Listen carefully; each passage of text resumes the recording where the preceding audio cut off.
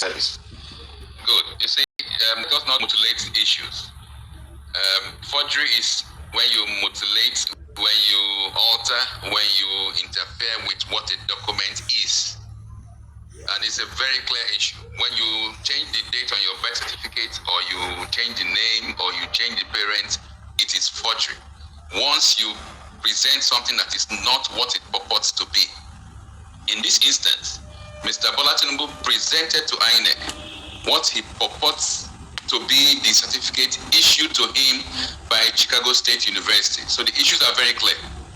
Was that document issued by Chicago State University? And if the answer to that question is no, that means a forgery has occurred. There is absolutely no reason whatsoever to begin to blemish the records or blemish facts.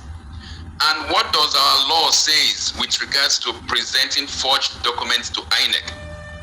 Section 137, subsection 1J of the Nigerian Constitution clearly provides that when you present, anybody who presents a forged document to INEC is disqualified from that election he partook or he intends to partake in.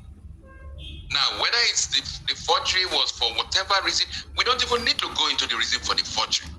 Was there a forgery? Was the document presented what it is? And clearly, without any equivocations, when the university was asked about that, they said, no, this is not our document. And the lawyer went even further to ask specifics about the signature, about the seal, about the number, the board of governors or whatever. And to each of these, the response was, this is not the document of the Chicago State University. So without any equivocations, there was a forgery committed. And we know the consequences of submitting a forged document to INEC. The risk we take, I have heard what the man in the studio is saying. When we begin to give excuses for crimes, okay, when somebody steals, was there a reason for him to have stolen? Did he intend to do good? What was the intent? Was he going to take back his own stuff? Come on, give Nigerians a break. It is that kind of reasoning that has given Nigeria the very terrible image we have in the international community. That we are a nation that condones evil, that condones atrocities when it meets our needs. And we can see the consequences already. Soon after that issue of it became very clear that the president, the person who occupies the office of president, forged his documents.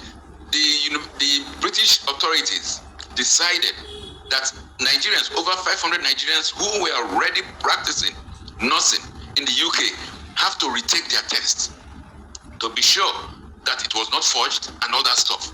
So with the consequences of allowing this rascality, this criminality to continue, is that it will cost us dearly in Nigeria. Even people like us, like I went to an American university, Georgetown University. I wouldn't be surprised if Mr. Tinubu is allowed to get away with this crime. Georgetown now calls all Nigerian graduates back to come and explain what transpired, whether we obtained for documents. So we have to call a spade a spade. All right.